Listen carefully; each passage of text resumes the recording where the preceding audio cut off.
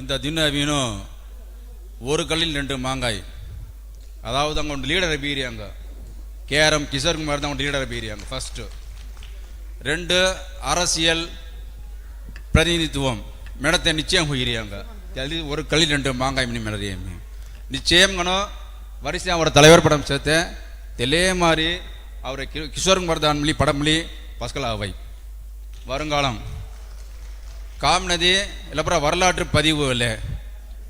அடுத்த வீணும் இந்த வீணும் அவரை தலைவர் கிஷோர்குமார் தான் சேர்மன் சேர்த்து அவரை தினேஷ்ஜி எங்கள் லீடர்ஸு சூப்பர்னு காமிக்கிறி இந்த விதை விதைச்சிரி அவரை பிரதிநிதம் குஞ்சி விதை விதைச்சித்திரி. நான் இன்னும் 28/12/2025 விதை விதைக்கப்பட்ட நாள்.